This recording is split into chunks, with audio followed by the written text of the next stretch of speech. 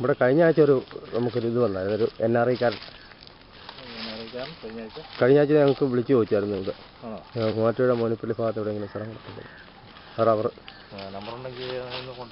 അത് നോക്കട്ടെ, പുള്ളി ഇനി എടുത്തോ ഇല്ലെന്നുള്ള അറിയത്തില്ല പറഞ്ഞു.